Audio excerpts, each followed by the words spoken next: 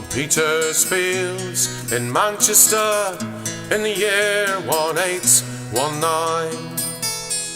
The cotton folks of Lancashire in protest did combine.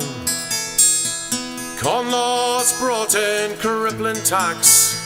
The price of food near broke folks' backs and set a leak to smouldering flags and brist up many a spine. Salute once more these men of yore who were to conscience true, who give their all.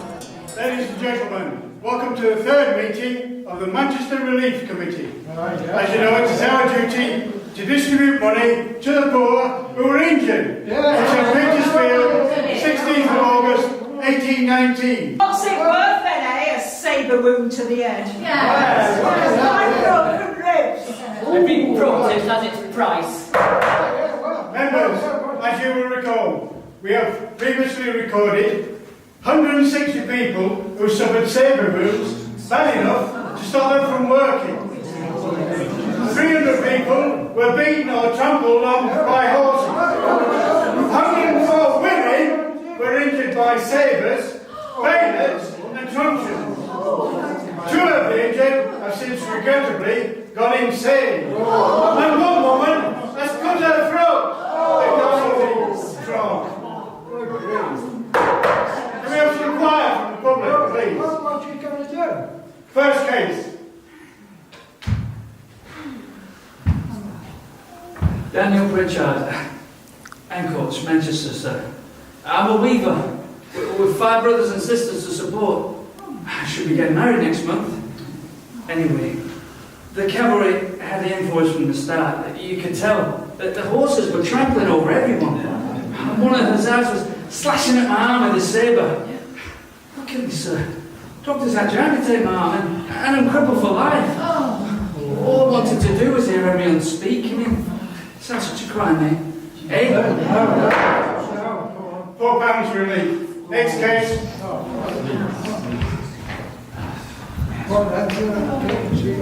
John Lancaster, from Oldham, sir.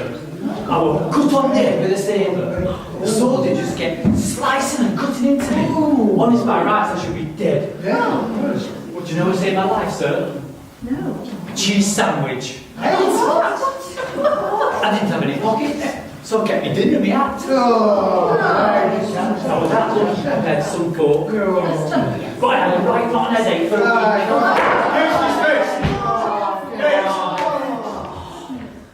Mrs. Sarah Howe, with 1 child from Broad Street, Manchester, sir. I've been confined to my bed for 2 months after what them soldiers did to me. The crowd, they were pushing and shoving to get off that field. And then I lost my footing, and then a soldier on horseback started attacking me like a maniac with his sabre. He was slashing and slicing into me. I was cut 20 times. Well, do you want to see, sir? I still got the scars all over my body. No, honestly. Oh, I still can't walk properly. It was awful. Oh dear. £1 relief. Next. Frank Smith, dyer from Stockport. Wife and 7 kids to support. The constables beat me so hard I passed out. And then the horses trampled on me. Thank God for the man who pulled me off the field, otherwise I'd have been a goner. It'll be a month before I'm fit for work again, sir. £2 relief. Next case. Elizabeth Neal from Deansgate, Manchester, sir. We'd all gone to the rally. Lovely sunny day. We thought it'd be a nice outing for the family. I never thought anything like that had happened. It was chaos. A soldier shot me in the back. When I fainted and fell on the ground, the horses kicked me around like a rag doll. And I broke 3 of my ribs. I was in the infirmary for a week, and then it was a full 2 months before I could even get out of bed. Oh. £3, 10 shillings. Next case. Mary Files, I have 5 5 children and I live in Beswick Row, Manchester, sir. I was the only woman on the speaker's platform that day with Mr. Hunt. He was arrested and I tried to get down off the hustings, but the soldiers and constables, they just kept beating me and beating me. I had terrible cuts and bruises to my head and my body, sir. It was like being a hunted dog. I couldn't go home for a fortnight for food. They were going to throw me in prison. 40 shillings. Next.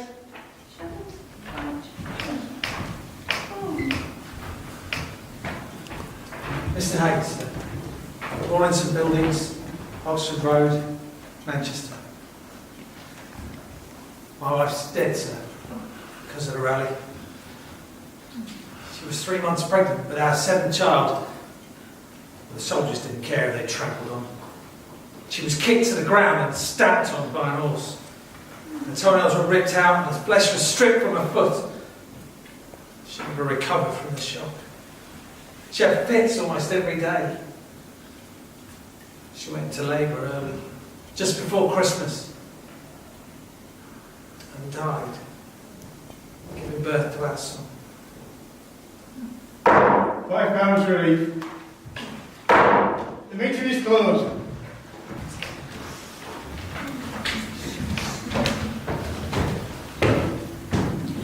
Poverty, poverty not, looming to sin all day.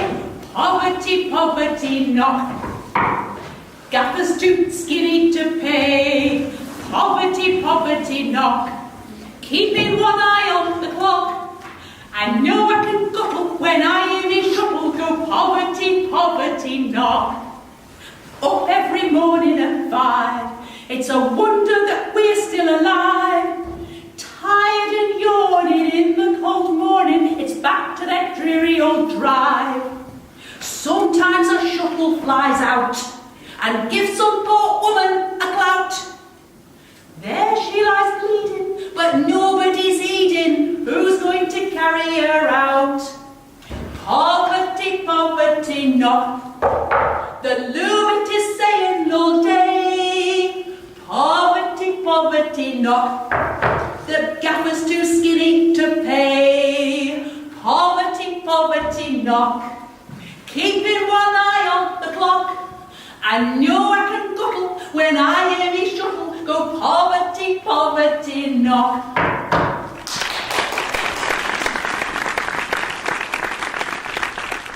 We had high hopes for that rally. It was really summer. We even had the great orator Henry Hunt come speak. Everything was set. And the blooming magistrates intervened. It's outrageous them banning us from holding the rally, Mr. Hunt.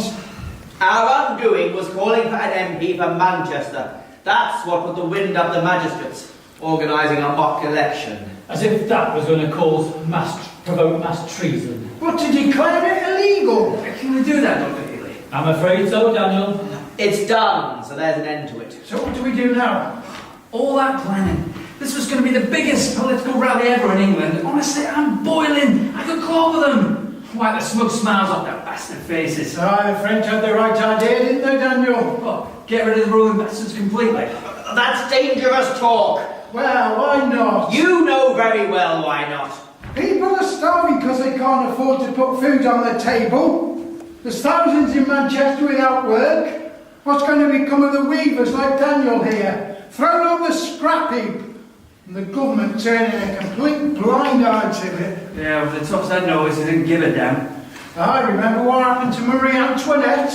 That's what we need. A few heads on spikes down Deansgate. That'd make them sit up and listen. Smith, you'll get us locked up with your radical talk. Well, isn't it time we stopped talking and took some action, Mr. Hunt? Yeah, change the constitution with revolution. Daniel, no, you must stop this treason now. Listen to Dr. Healy. Yes, of course, we want every man to have the vote. But we've got to change the law from within. From inside the system. Oh, you cowards, the pair of you. You've sold out. How dare you? Look, Mr. Hunt's only got limited time with us up north before he's going to get back to Brighton. What if we arrange a new rally for next Monday? They'll just ban us again. Not if we leave out the issue they objected to. You mean not make a special call for a Manchester MP? Exactly! Play by their rules and just have a rally to discuss the general question of suffrage. That could work. I know the magistrates are petrified with so many radicals in one place. They're terrified it's going to turn into the French Revolution. Well, you're going against everything we've worked for. No, we're not. This should work. The system's rotten to the core. What we need is to put men into Parliament that are going to represent the whole community, not just the gentry. You're dodging the only issue that's going to change things. But it's not black and white. Yes, it is. No. If compromise is what is needed to get heard, then that's what we've got to do. Play the magistrates' game. Put their minds at rest. Look, let's issue posters for a new rally on Monday. I can stay till then. And we'll make a public appeal. No sticks, no weapons. Everyone must be peaceful. Hopefully then the magistrates won't feel so threatened and they'll let us address the crowds. Ah, but you're dodging the issue. You've sold out. Daniel, do you agree? All right, I'll go along with it. I suppose it's better than nothing. Compromise is the best course. The authorities will have a lot of firepower up their sleeves. We don't want to give them any cause to use it. If the crowds don't create any problems, they can't possibly justify bringing in the troops, can they? Aye, we'll see.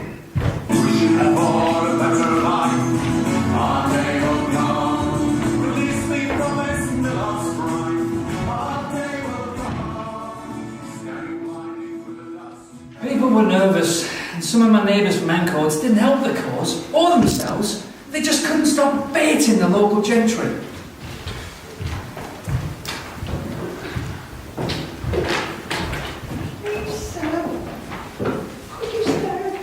Be gone, woman. Terry.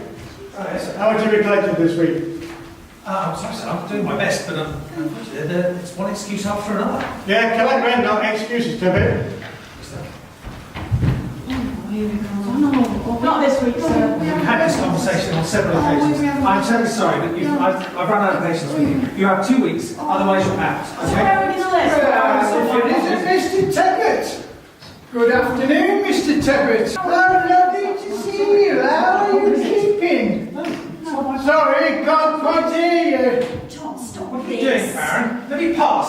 You're a bit out of your way, aren't you? What are you doing down here? Come to slum it with the local unemployed? I'm collecting rents on behalf of Mr. Gilmore now. Leave me alone and let me pass. Of course, we wouldn't be unemployed if you and Mr. Gilmore hadn't stopped our weaving work, would we? That woman. Look, you know we had no choice. I'm sorry. That's easy to say.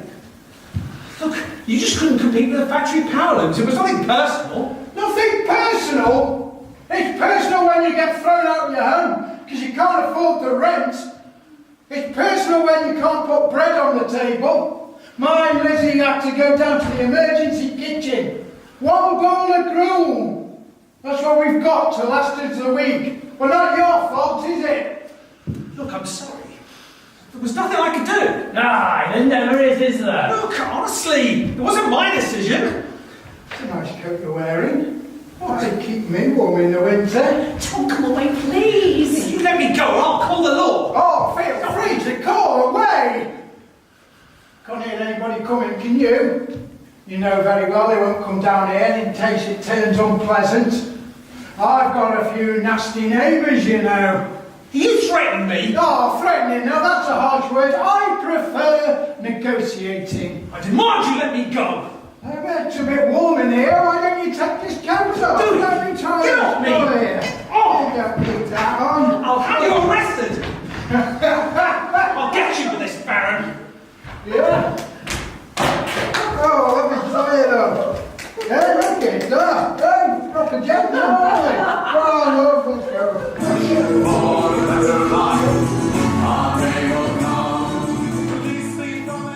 It was my father who stopped their weaving work. They worked in his mill. I know he did it with a heavy heart, and I suppose I have no choice.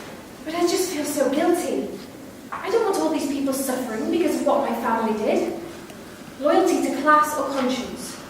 All I know is I can't watch the movies any longer. Ladies, have you seen the posters? I know. It's wonderful. We thought that were the end of it with the rally being banned. Yes, Mr. Hunt has been very clever and the meeting has been rearranged to this Monday at 1 o'clock. Thank goodness. I thought all this sewing might be for nothing. This is so much better. It gives us a few more days to finish these banners. Yes. And you, Mrs. Files, to sort out your family. I don't know how you're fitting all this in with 5 children. I'm sorry I'm late. I've only just found out about the meeting. Betty, I didn't know you were going to be here. Miss Gilmore. I see you know someone. Come in, Mary Files. Pleased to meet you, Mrs. Files. And Mrs. Saxton, our secretary. Catherine Gilmore. Hello. Do take a seat. So, what's the plan for Monday? Well, that's what we need to sort out today. At least we should put on a good show now. We've only been going 6 weeks. The other reform ladies will be wearing white, and I think we should too. It'll be quite a sight. Yes. Especially with the men in those white top hats. The gentry ain't those top hats. They're like red rags to a bowl. May I see what the banner says? Annual Parliaments and Universal Suffrage. Oh, I'm going to try and present it to Mr. Hunt on the platform. Does that mean votes for everyone? Well, for the men. Well, what about women? Oh, one step at a time. But I thought that's what women's reform unions were for. Well, look, the situation was so bad, we set it up to help men get the vote. We're all working to the same goal. But I don't think that's fair. Women are just as intelligent. Why are we demanding votes for women too? Actually, I agree with you, but we don't want to go provoking the men. Not at the moment. Get votes for the men first. Not just the ones with property. Then they might think about us. We're always bottom of the pecking order, aren't we? I think we should all have a say. Men and women. Yes, you are right, but I just want to help make a difference. Like you. I know it's been hard for people all over the county. Take Betty, our maid here. Her family's had a terrible time. Betty? Why? What's happened to your family? You tell them, Betty. My sister lost her husband in the War of Napoleon. She's been left all alone, coping with 3 young boys. No pension. 3 times she's been thrown in one of those squalid cellars, just for not paying her rent. Oh, and your fiancé's not working either, is he? No, miss. His family's not had any weaving work this past 2 years. They're always struggling. And the bread tax, it's just a licence to rob poor folk. So how can we make the men in power see the suffering? Are you going to address the crowd? I don't know. Oh, you must try. At the moment, the plan is just to present the banner and the proclamation, and we'll see what happens. That would really stir things up. That I would love to see. Anyway, I'm eager to hear what Mr. Hunt's got to say. Apparently, he's very good at whipping up a crowd. My brother heard him down in Birmingham. He said it's the way he talks about the unfairness of the corn laws and the taxes.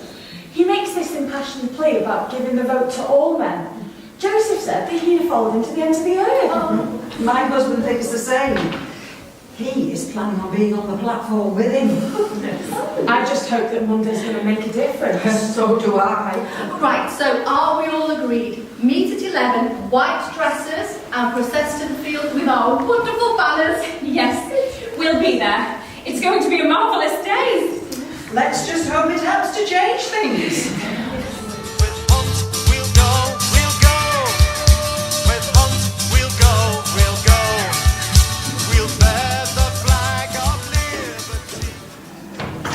Here's your drink, Mr. Hunt, sir. Do you wish me to dispatch that letter? No, thanks. After dinner, it's not quite finished yet.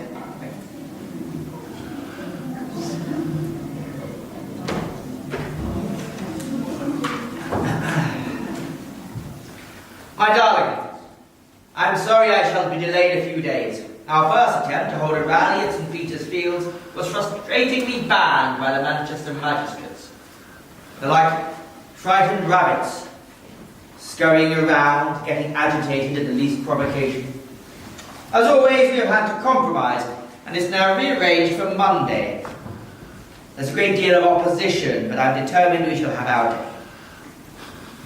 The radical unions here are well organised, and I'm treated with the utmost respect by their members. It makes a pleasant change from being cast as the rogue with you, my love. I suppose it amuses me more than anything when I think of all those priggish snobs in Brighton and their double standards. If the Prince Regent can set up home with Mrs. Fitzherbert, why should people turn their noses up at us? It's a good job we don't take it seriously. You don't mind too much, do you, my darling? Despite your constant protestations, I'm still concerned you put on a brave face for my benefit. It's a different, darker world up here. The poverty is sickening to witness. I hope we can pull off a good show with the rally and light a fire under those complacent idiots running the country down in London. They cannot put their heads in the sand for much longer. I hope the days fly by until I'm with you again next week. My fondest love always, Henry.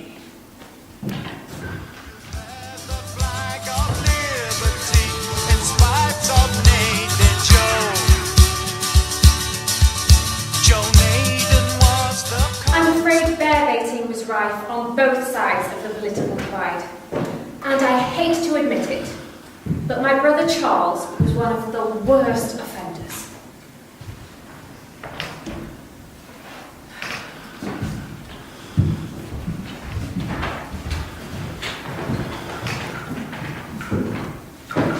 Hello, Charles.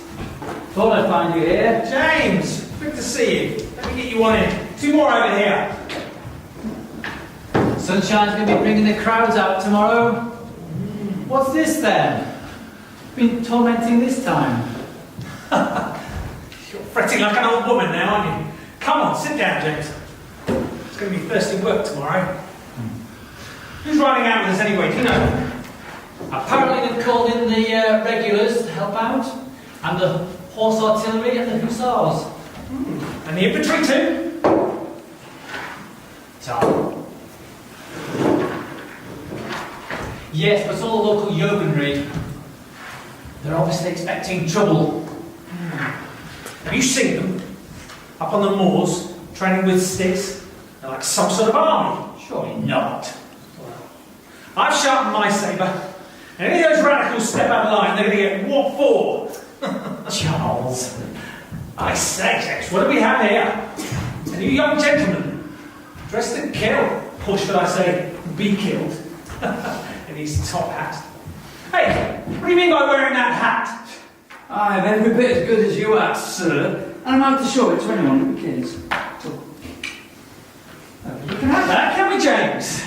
I wouldn't do that. I wouldn't do that, sir. Wouldn't do that, sir. You mind your manners. Oh, of course, manners make it the man, eh? The mine people are starving, as long as we doff our caps politely, eh, sir? Have my top hat back, thank you, sir. I don't think so. Hey, not so fast. Not until you swear never to wear it again. I shall wear what I like. I rather thought this attire suited me just as well as you. Oh, for pity's sake, give me his hat back, Charles. Just squatting flies again, just for the sport of it. Ha! Just call me sir. Well, that's his card marked for tomorrow. Come on, James.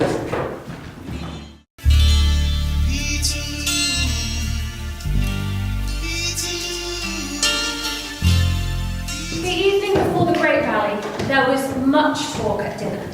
But, of course, only the men were free to lay their cards on the table.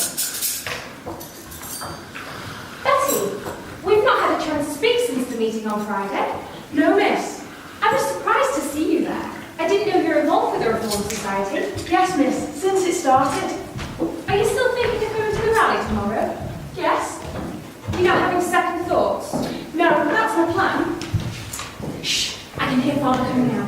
Not a word between them. Our secret? Yes, miss. You know, the virus has got so bad, I've had to set on extra workers just to patrol the mill at night. Ah, Catherine, there you are. Come and meet James. Your brother has brought you round for dinner. Mr. Hamer, you're very welcome. Sit down, everyone. I'm starving. What's it tonight, Betty? Roast beef and Yorkshire pudding, sir. Capital. Would you like a good side of beef, James? It's my favourite, sir. Excellent. Mine too. As Charles told you, we lost 5 of our best efforts. Just disappeared from the herd into thin air. We got the constables in, but they haven't got a clue where they've gone. What do you think's happened to them? And no doubt gracing the table of some undeserving poor at this very moment. Charles! And did you see those reports in the paper about the women raiding the potato carts on the way to market? Perhaps they were hungry, Father. Nonsense. I don't know why, but criminals are running them up all over the place at the moment. There's no excuse for it. They ought to hang. No, Charles. Did you hear about my cousin's mill at West Horton, sir? The mob set it on fire. Everything burnt to the ground. The foreman was lucky to escape alive. Yes, Charles told me all about it. It's a bad business. Did you catch the culprits? Yes, thank God. 3 of them hanged for it. But one was only a young boy. Can't be more than 14. What's making them do it? They're bent on a republic, that's what. Get rid of the ruling classes. Steal our homes. It's anarchy. It does seem that we're under siege at the moment. The magistrates thought it was a copy of the Middleton incident. What was that? Did you write it? It was mob riot.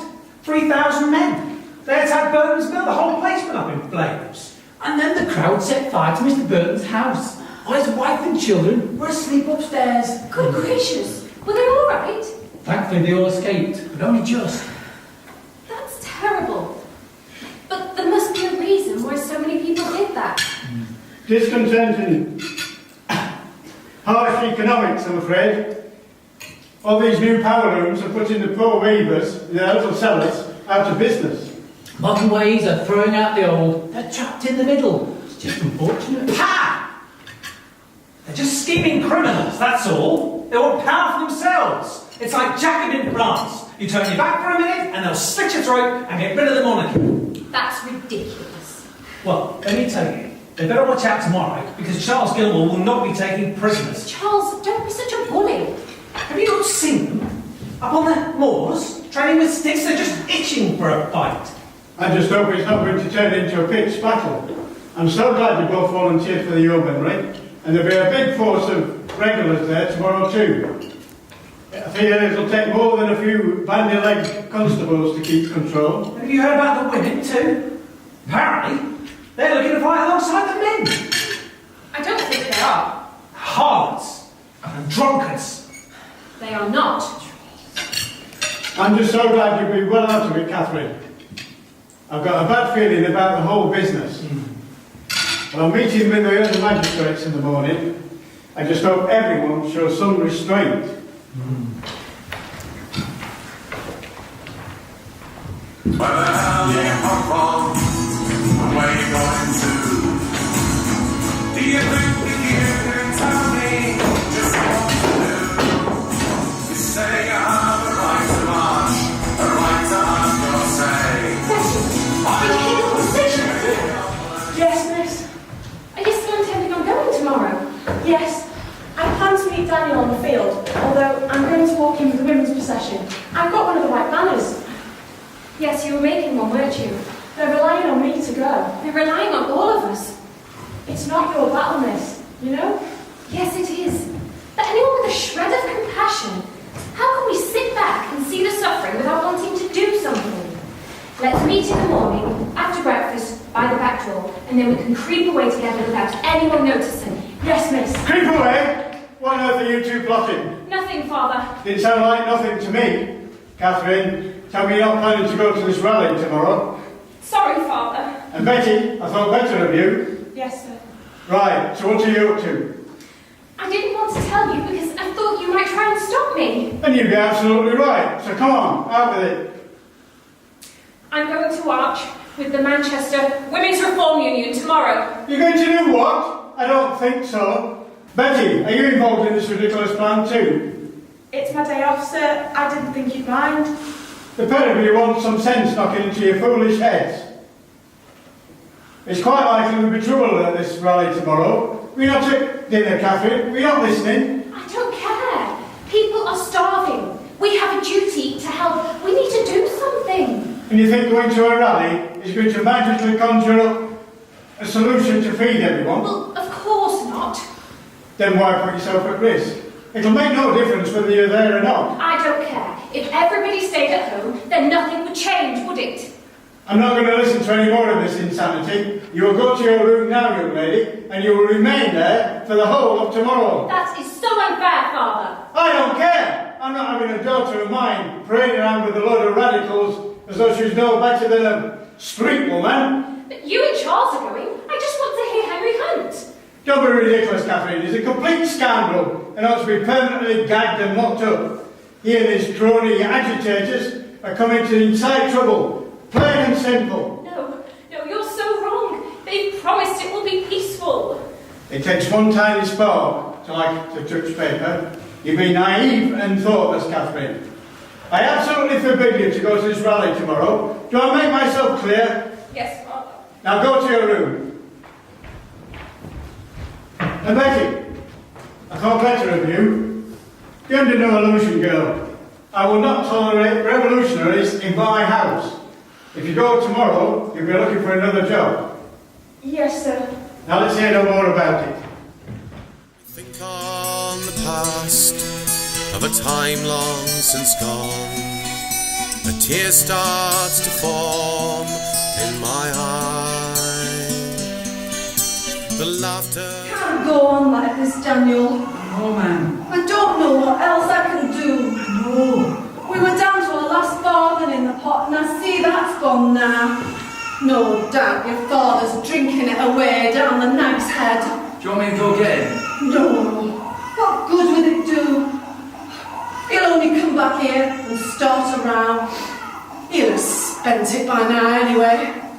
Well, I know he's depressed about getting no work.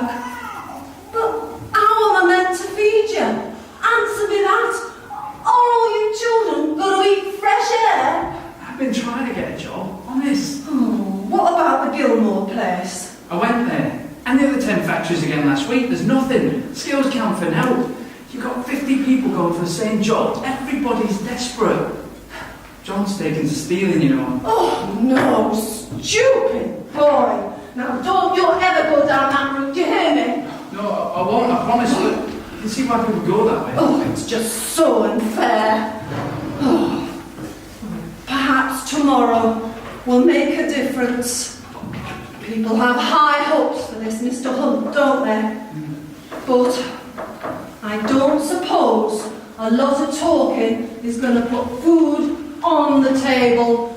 No, we can change things. We've got to. Well, I hope, for the sake of your baby brother, I hope you're right.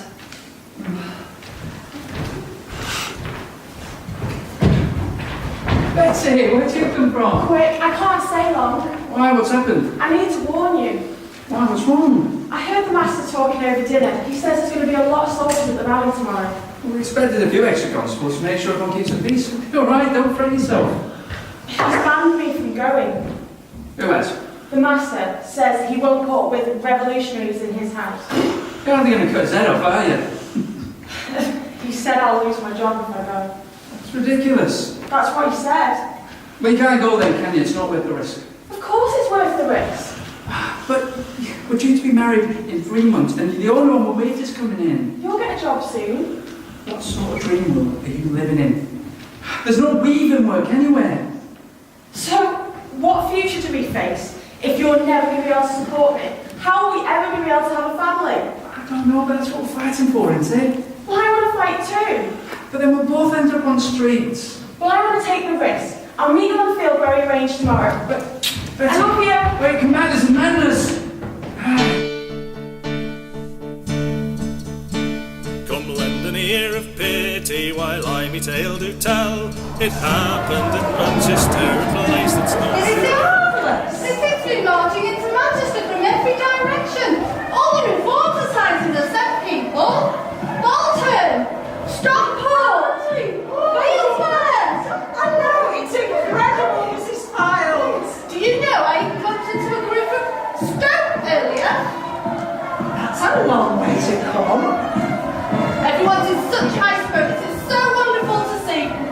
We should make a difference now, shouldn't we? Those people in London can't keep their heads buried in the sand now, not with all this support, can they? Oh, I hope you're right. Where's your husband? Oh, he's with the platform party. Clinging like a limpet to Mr. Hunt in case they get separated. Yes, I think it's going to be rather a tussle. I think he's worried, although he won't admit it. He's concerned that people might get hurt. He didn't want me to come, really. Thank goodness we found you. We've been searching everywhere. Are you alright? We'll be fine once we catch our breath. It's been a bit difficult getting away. Why? What happened? Father found out I was planning on coming, and he locked me in my room. Locked you in your room? Yes, he obviously didn't trust me. And Betty threatened she'd lose her job, and she's still come. Good heavens, what heroines! Alright. I don't know. I don't like to think about tomorrow. So how did you escape? Through the window. Well, we better make the most of today, then. Oh, absolutely right. We're marching to change the world! We're marching to change the world!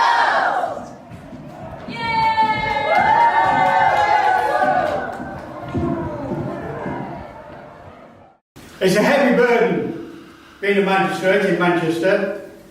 We must keep the peace today. I didn't sleep last night. I didn't sleep all week.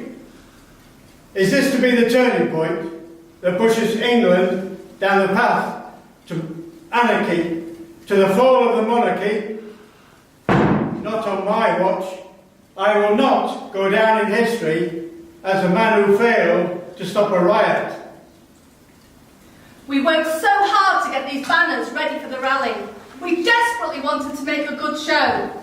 I marched into Middleton with the procession from Middleton that all the ladies in their white dresses, so pure, look like they're going to a mass wedding. The gentry have been saying some awful things about us, calling us harlots and sluts, and accusing us of being bad mothers and abandoning our families. But what do we care? And then a real stroke of luck. I spot Henry Hunt's carriage going past us. Mr. Hunt, can I join you? I want to present you with a banner, give you the women's support. Stop the carriage! Here, climb aboard, Mrs. Files. Mary Files, sir. Oh, thank you. The crowd parts like the Red Sea as we come onto the field. The sun is baking hot. You can feel the heat and tension rising up from the crush of people. The smell of sweat and fear. There must be 50 or 60,000 all pressing towards the platform to get a better view. I feel so proud to be the only woman standing here on this platform amongst all these gentlemen. I have my banner and my proclamation ready to present to Mr. Hunt. And that is the moment the world turns on its head. We've read the riot act. Arrest the platform party. Clear the crowd. Stop the leaders. Don't let their poison lead these people to treason. Out of the corner of my eye, I see the flash of sabres glint in the sunlight.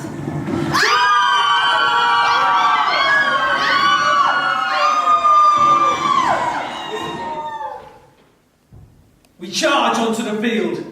All the pent-up frustration of waiting. The arrogance of these lower classes wearing their top hats. The women in white. We couldn't wait to get stuck in. Clear the crowd! That was the magistrate's order. Who could blame us if we marched in with a little too much relish? The women were screaming and shouting, "Cut them down! Cut them down!" The yeomanry were yelling. These peasants were like lambs to the slaughter. We waded through the treacle of bodies to make our arrest of the platform party. That scoundrel Hunt was our main target. But who's this? This woman in white. We took great pleasure in slashing her. How dare she? How dare she? She falls, catches her dress on her nail as the blood flows from her stomach. Oh, my life is hanging by a thread. I feel faint. My poor children will be left orphaned, abandoned, with no mother to take care of them. Oh, the world is spinning. Spinning out of control.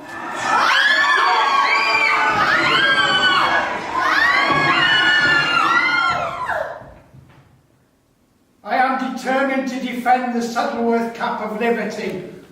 The Hussars have it in for us. I can see the hatred in their eyes. You have robbed us of our food, our work. You shall not have this. Kill me. Strike me down, brother. You shall not touch this cap of liberty. I shall defend it until the death.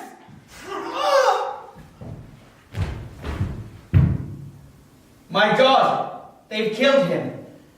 His life stuffed out for a piece of cloth. My speech is in my pocket, but they dragged me from the platform before I could utter a sound to the waiting crowds, manhandled by idiots. Get off me, for God's sake, stop this slaughter! The cavalry have been drinking. You can smell it on their breath. They are fueled by beer and fear and hatred. Put your weapons down! Ye gods, can you not see there are unarmed women and children in the crowd?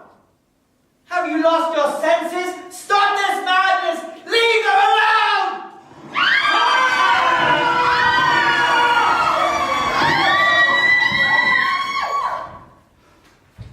Betty, where are you? You're not there where you said you'd be.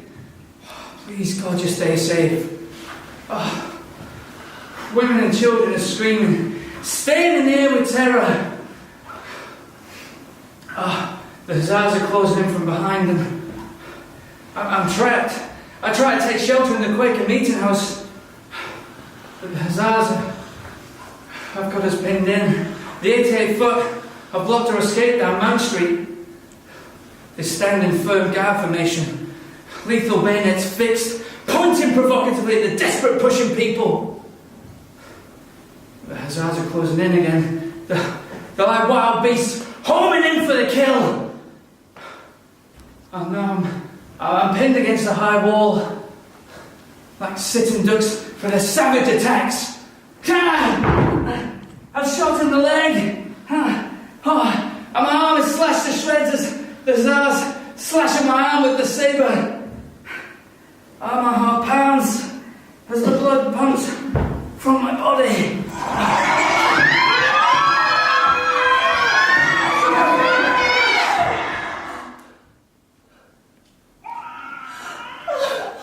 I feel faint. My head is spinning. I've lost my husband. Where is he? I need help.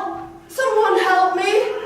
Oh, little William, stop crying, please. I need to get away. Out of this crush. I need to breathe.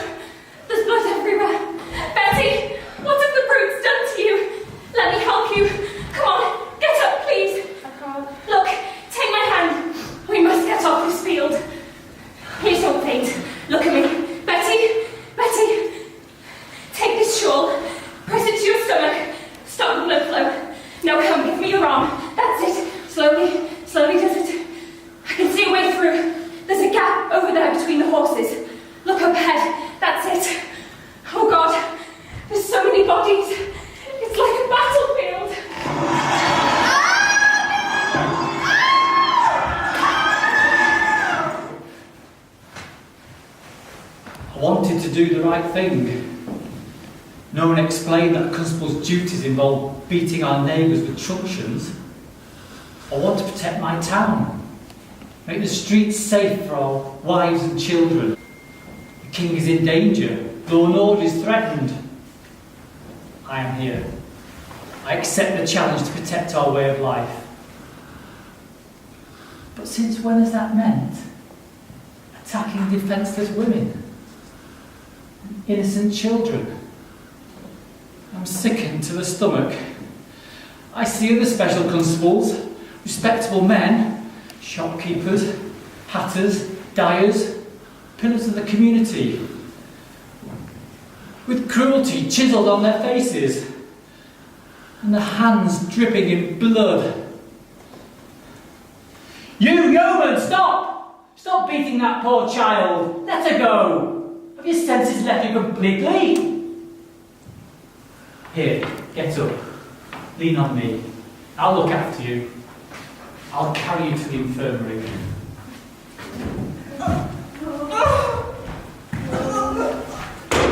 Quickly!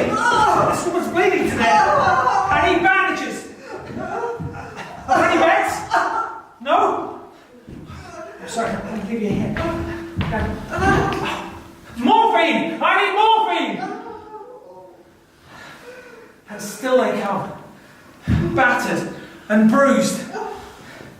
Fractured ribs, wounded arms, slashed faces, broken legs. Young men, old women, children, pregnant mothers, brothers and sisters, fathers, sons, humankind. Trashed to within an inch of its life. Their hopes and dreams spill from their bodies onto the bloody floor.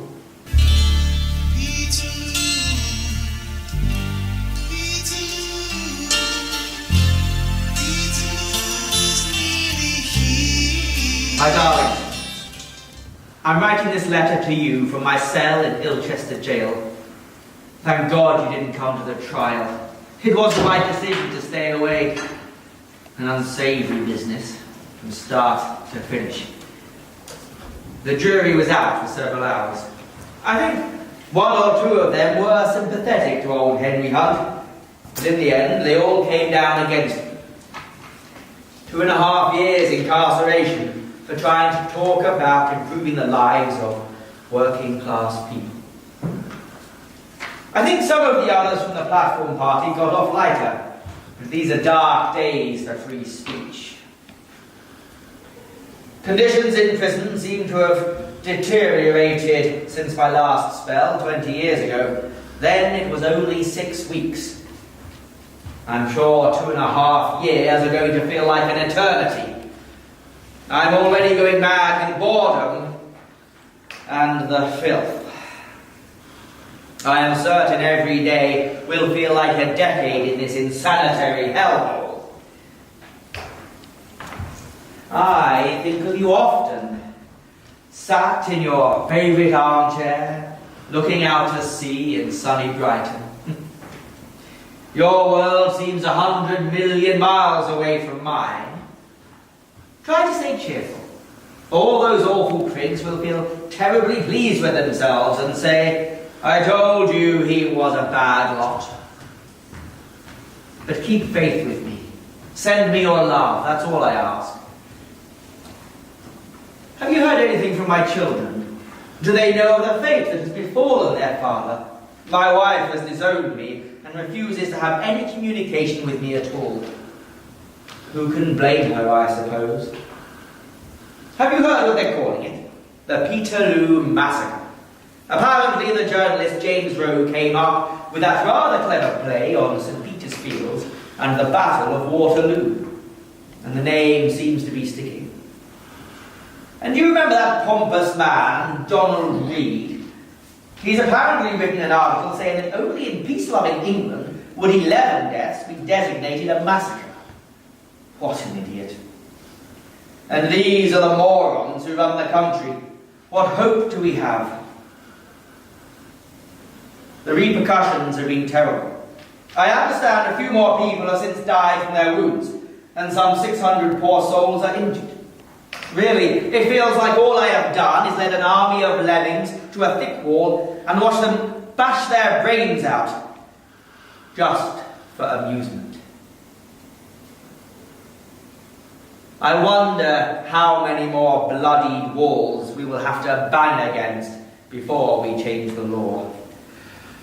The frustration is overwhelming. If only that hooter could be the sound of a brook running free. That day changed everything. Thankfully, Mary Fowles recovered from her horrendous injuries. Many more bore the scars for the rest of their lives. And down at Westminster, everyone just turned their backs and carried on as if nothing had happened. Betty, it is you. How are you? Hello, Miss Gilmore. Are you recovered? I was so worried for you. I tried to persuade Father to keep you on, you know. Oh, I know. There was no reasoning with him afterwards. He couldn't bear the thought that we disobeyed him. I don't blame you. I feel it's all my fault. I should have stopped you. I made my own decision. How are you? How's Daniel? I hear he was badly wounded. I'm fine, much better, but he's had to have his arm amputated. After it was slashed, the doctors just couldn't save it. He's got a bit of feeling back in his right leg, but not much. He's trying and pretending he doesn't mind too much. It's very hard. Poor man. He's still getting treatment at the infirmary, although we're not owning up to where he got his wounds. It doesn't do well to be associated with the radicals. No. You've both paid a heavy price. Have you found any more work yet? No one round here is prepared to take on a revolutionary name. But how would they know? Well, I'm hardly getting glowing references from your father. I'm sorry. Are you still going ahead with your wedding? Yes, we're getting married next week. We're moving down to Birmingham for a fresh start. We've got the relief money and we're not known there. Might be easier. For your sakes, I hope so. My brother says this buckle factory's looking out for new workers, so we thought we'd try our luck. Look, let me give you another reference. It's the least I can do. Oh, thank you. I'm just off to drop off some food for a family who used to work for us. The Arkwrights, do you remember that? I think so. 7 children and no mother now. I'm still playing cat and mouse with Father. He thinks I'm out visiting my dressmaker. But once I get home, I'll write it directly and have it sent round. That's kind. Thank you, miss. Good luck. Stay strong. We keep fighting. We keep fighting! We keep fighting!